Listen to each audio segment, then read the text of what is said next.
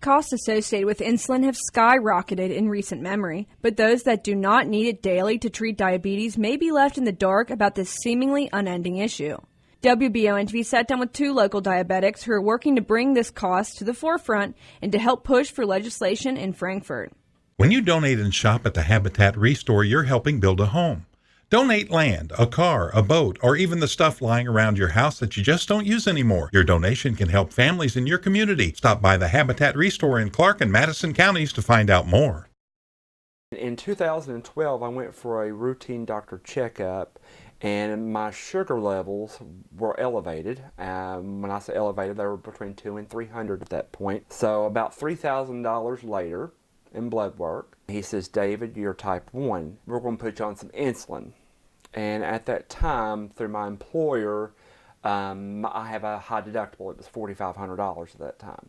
Johnson says that even with his insurance that he gets through his job, he is still forced to pay out-of-pocket hundreds every month for the insulin he needs to survive. Johnson also added that until this past session, emergency insulin would have also been an out-of-pocket cost. So these little pens are about $230 out of pocket. These little needles, about 100 of these, are about $45.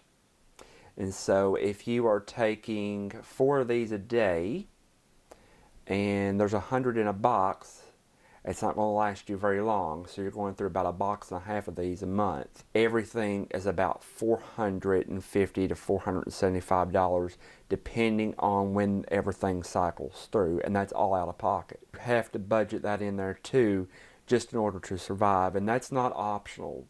We also spoke to Jamison Rogers, who uses a pump to continually get her dosage. She says that this is even more expensive than traditional methods, such as the vials that Johnson uses. Rogers says with 3 very young kids at home, it makes it even more difficult to cover these rising costs.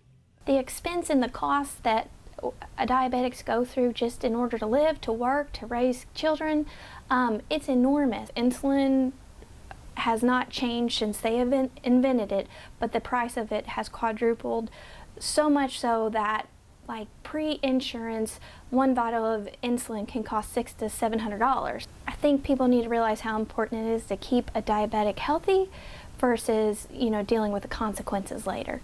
We also received a statement from Representative Deanna Frazier, whom had a hand in getting the emergency insulin bill through the Kentucky House this past session.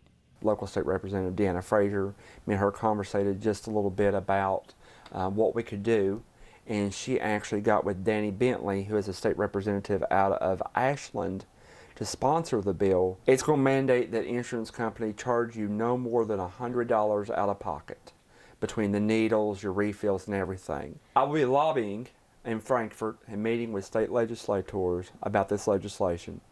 I can't do it alone. I'm going to need help. So if there is anybody out there who would like to share their type 1 story to me or to the group, or would like to get involved, please reach out to me. It's not just going to take me, it's going to take everybody that we know. There's approximately between 400,000 and 500,000 people in Kentucky that have diabetes. It's about how we can help everybody else too. The next step, all 3 say, is to continue to push for affordability of these crucial medications for the 2020 session. For more stories such as these, be sure to visit Richmond's very own WBONTV.com. I'm Marissa Hempel.